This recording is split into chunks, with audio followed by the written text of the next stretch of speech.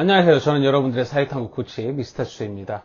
오늘은 여러분들 사회계층 유형, 사회계층 이동 문제가 수능이나 모의고사에서 20번 문제로 나오죠. 계층 이동하는 거.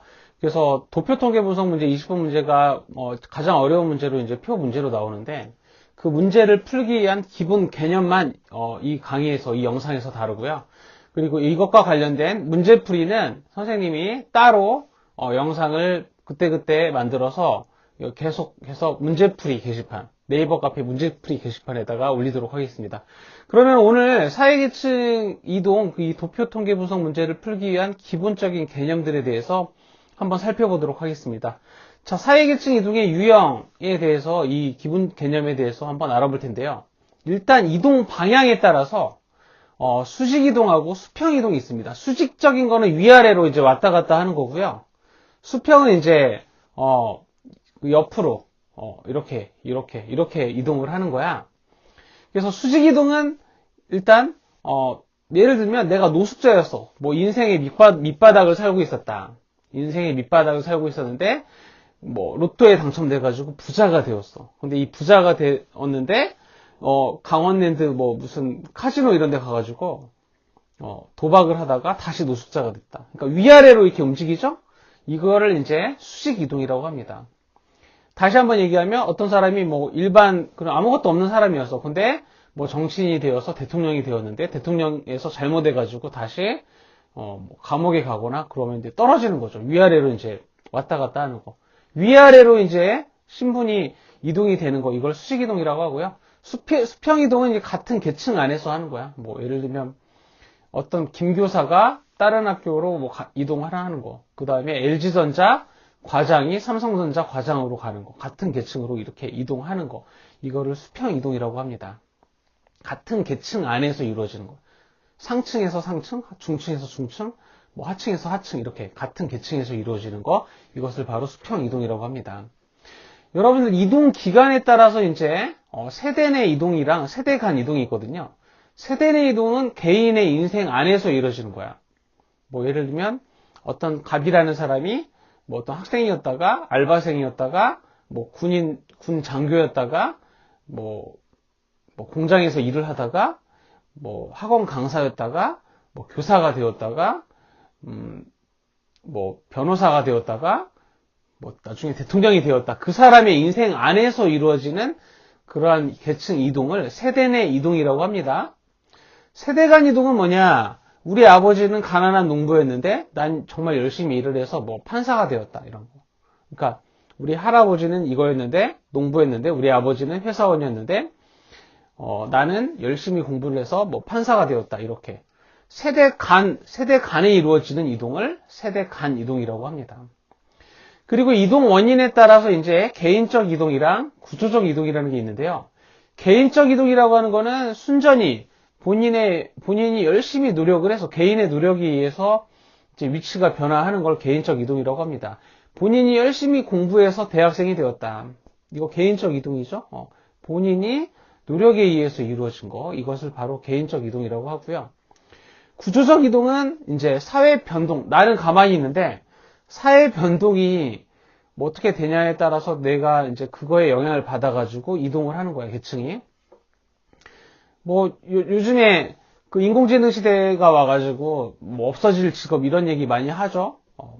이런 거 직업이 없어지면 그 사회의 그런 구조 때문에 내가 실업자가 되기도 하고 직업을 얻기도 하고 그렇게 된다는 거죠. 그래서 대표적인 게 이제 그런 거고 뭐 그 지나간 과거를 보면 노예 해방, 갑오 개혁 이런 것들로 인해서 신분제가 폐지가 되었죠. 근데 그 당시에 노예였던 사람은 본인은 가만히 있는데 사회가 그렇게 변하니까 노예 신분에서 탈출해가지고 신분 상승이 이루어진 거죠. 이제 이런 거 예를 들 수 있겠고요. 그리고 이제 산업화 정보화로 인해서 직업의 변화, 아까도 얘기했지만 인공지능, 4차 혁명이 이제 생기면서 없어질 직업 이런 걸 이야기를 많이 합니다.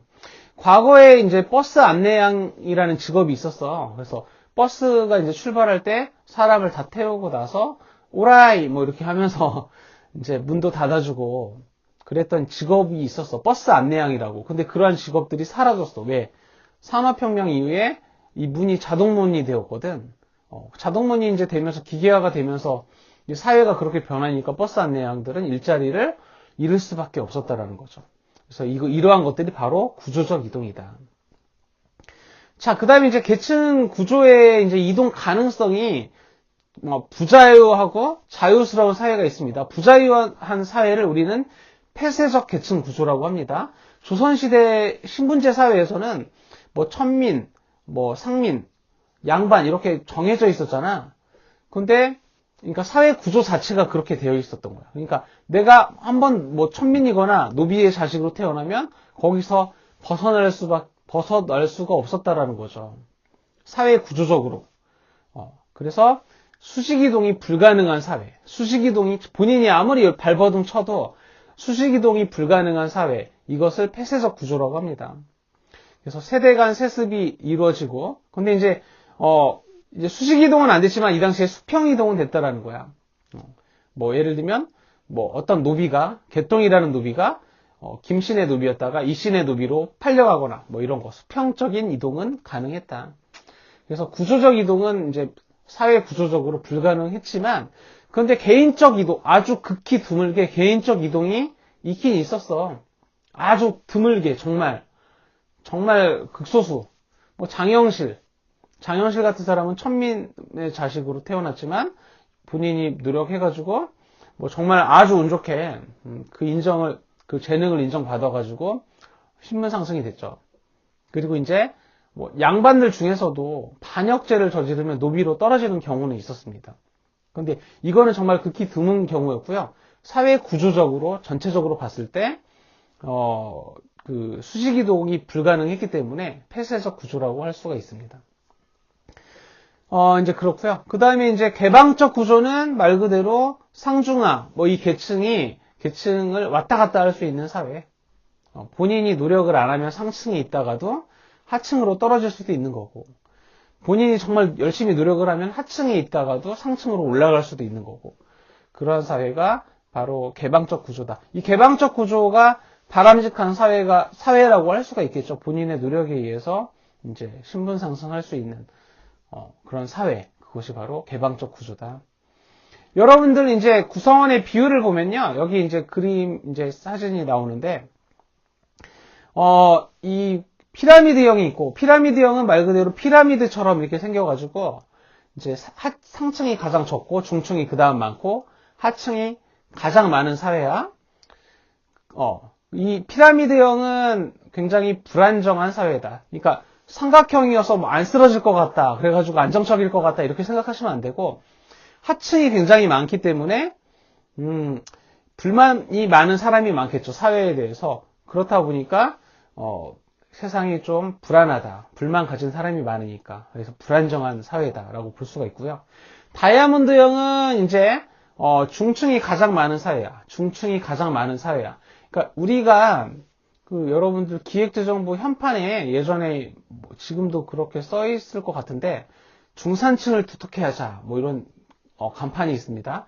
근데 이 간판이 있는 이유는 그러니까 중층이 많은 사회일수록 안정적인 사회라고 할 수가 있기 때문이죠. 왜냐하면 삶의 수준이 비슷한 사람이 많기 때문에. 그리고 상층과 하층 그 사이에서 중간층이 많기 때문에 이 상층과 하층, 잘 사는 사람과 못 사는 사람의 대립을 그래도 어느 정도 중층에서 막아주는 완충 역할을 하기 때문에 가장 안정적인 사회가 다이아몬드형 계층 구조입니다. 다이아몬드형이기 때문에 막 쓰러질 것 같다, 모양이. 그렇게 해서 불안정할 것 같다. 그렇게 생각하시면 안 됩니다. 알겠죠? 그리고 이제 가장 최악의 그런 경우는 중층이 진짜 없는 적은 사회. 상층과 하층이 많고 중층이 적은 사회가 정말 가장 불안정한 사회라고 볼 수가 있어. 그래서 모래시계형 구조죠. 그래서 왜냐하면 중층이 적기 때문에 잘 사는 사람과 못 사는 사람이 대립하면 중간에 서가지고 막아줄 사람들이 없거든. 그래서 가장 불안한 사회라고 볼 수가 있습니다. 그러면 선생님이 하나 문제 내볼까요? 여러분들 가장 폐쇄적인 계층 구조는 뭡니까? 세 개 중에?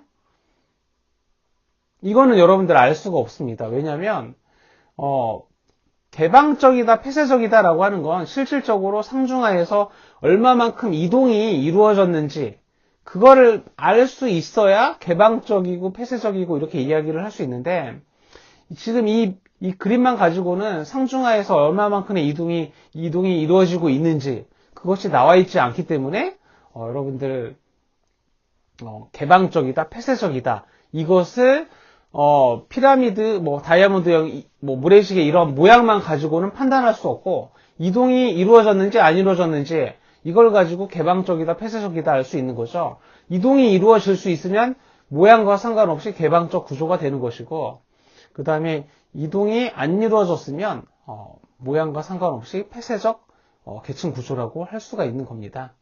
그래서 이제 바람직한 순서를 나열을 한다면 그래도 가장 바람직한 사회가 중층이 많은 다이아몬드형 구조가 가장 안정적이라고 할 수가 있고요.